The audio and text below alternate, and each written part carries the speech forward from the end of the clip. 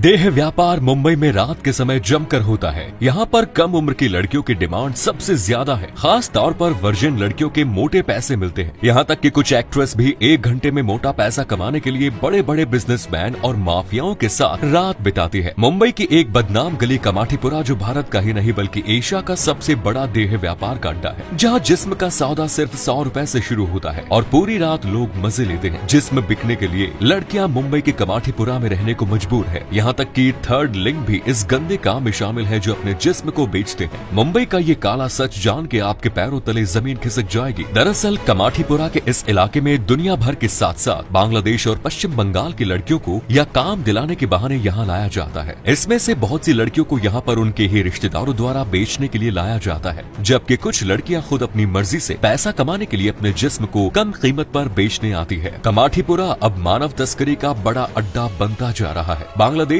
और अन्य राज्यों से लाई जाने वाली महिलाओं को नशे की लत लगा दी जाती है। उन्हें तब तक छोटे अंधेरे कमरे में इंजेक्शंस देकर बंद रखा जाता है जब तक उनका विल पावर खत्म न हो जाए। जवान दिखने के लिए उन्हें टैबलेट्स भी दी जाती है। इन टैबलेट्स का सेवन न करने पर लड़कियों को बेचैनी होती है। एक रात में इन लड़कियों को 5 से 8 कस्टमर्स को परोसा जाता है। यदि लड़कियां शारीरिक संबंध बनाने से मना करती है तो उन्हें पीटा जाता है। आज की तुलना में 1980 में कमाठीपुरा में बड़ी तादाद में देह व्यापार वर्कर्स काम किया करती थी। इनमें से कुछ बार गर्ल्स भी थी। सबसे बड़े जिस्म के बाजार कमाठीपुरा में आज भी हजारों लड़कियां बद से बदतर जिंदगी बिता रही हैं। भले ही अंग्रेजों ने अपने सैनिकों के लिए इस इलाके को कंफर्ट जोन में तैयार कर दिया, लेकिन ये जगह इन लड़कियों के लिए नर्क से कम नहीं। 1980 में अमेरिकी फोटोग्राफर मैरी एलन मार्क ने कमाठीपुरा की लाइफ को अपने कैमरे में कैद कर उन्हें मिलने वाली प्रताड़नाओं के बारे में बताया। कमाठीपुरा में ये गंदा धंधा पहले 16 गलियों से चला आ रहा था, लेकिन अब जिस्म बेचने का काम सिर्फ 9 गलियों में ही होता है। यहाँ पर देह व्यापार का गंदा काम शाम होते ही शुरू हो जाता है। चमकीले कपड़े और चटक मटक वाले मेकअप में लड़कियां अपने ग्राहकों का बेसब्री से इंतजार करती हैं। बताया जाता है कि 80-90 के दशक में इस इलाके में अंडरवर्ल्ड का बोलबाला था। दाऊद इब्राहिम, छोटा राजन, विक्की गोस्वामी समेत कई बड़े गैंगस्टर्स यहाँ आते जाते थे, जो अपने जिस्म की भूख को मिटाने के लिए इन लड़कियों के साथ रात भर जबरदस्ती संबंध बनाते थे। कुछ तो इतने गंदे तरीके से लड़कियों के साथ पेश आते थे कि सुबह होते ही लड़कियां कई बार बेहोश तक हो जाती थी, लेकिन उसके बाद भी वो रुकते नहीं थे,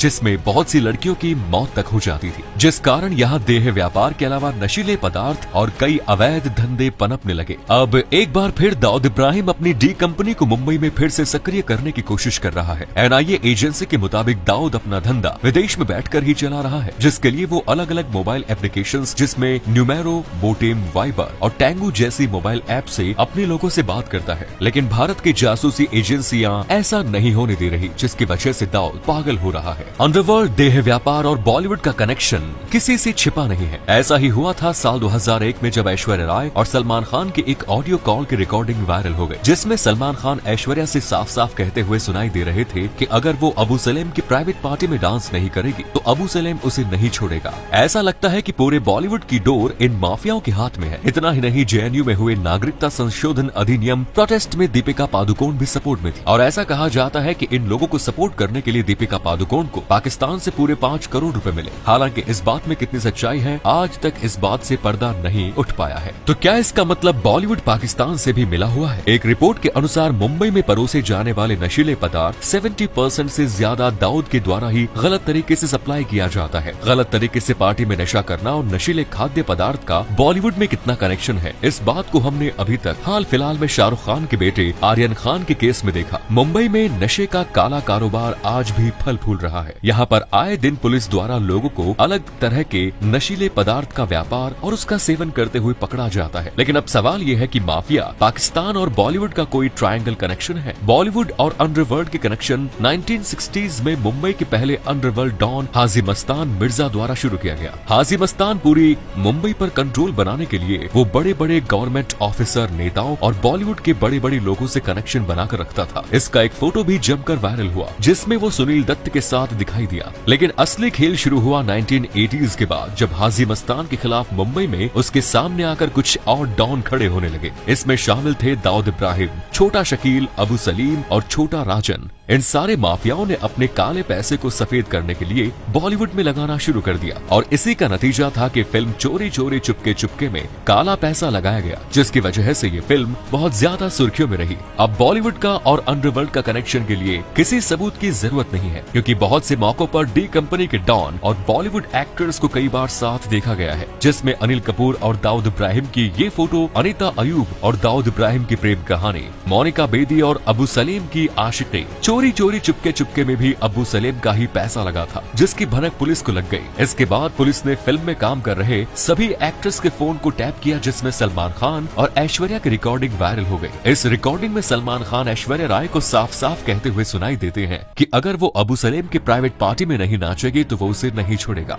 इस पूरी कॉल रिकॉर्डिंग में कई बार सलमान खान ने माना कि उसके दाऊद इब्राहिम, छोटा शकील और अबू सलीम के साथ कनेक्शन है। इस पूरे कांड को लेकर सलमान खान पर केस भी हुआ, लेकिन सलमान खान ये बोलकर छूट गए कि ये रिकॉर्डिंग पूरी तरह से फेक है। अब ये बात कितनी सच है या कितनी गलत ये कोई नहीं जानता। कहानी तो ये भी है कि अबू सलीम प्रोड्यूसर सुभाष घई की सारी फिल्मों को फाइनेंस करता था। खलनायक फिल्म में भी अबू सलीम ने अपने करीबी दोस्त संजय दत्त को कास्ट करवाया था और जमकर उसमें पैसा लगाया था। इसीलिए 1993 में हुए मुंबई ब्लास्ट में संजय दत्त को सजा हुई, क्योंकि उसके कनेक्शन अबू सलीम से थे। मायानगरी के इस काले सच के अलावा भी एक और सच है, और वो है यहाँ का स्लम एरिया, जो मैक्सिको के नैजो, काल्को, इत्जा और कराची के उरंगी के झुग्गियों के बाद दुनिया का तीसरा सबसे बड़ा स्लम एरिया मुंबई का धारावी है। यहाँ पर लोग बेहद ही पतली और छोटी गलियों में एक के ऊपर एक 10 बाय 10 के कमरे में रहने के लिए मजबूर हैं। एक ही टॉयलेट को 100 से भी ज्यादा लोग यूज करने के लिए लाइन में खड़े रहते हैं। इतना ही नहीं, यहाँ की झुग्गी झोपड़ियाँ इतनी तंग है कि लोगों के पास सोने तक के लिए ठीक जगह नहीं है। हालांकि ये इलाका उन लोगों के लिए किसी वरदान से कम नहीं है जो स्टार बनने के सपने लेकर मुंबई आते हैं, क्योंकि यहाँ पर कम खर्चे में जिंदगी चलाना आसान हो जाता है। लेकिन किन शर्तों पर, ये तो आप समझ गए होंगे।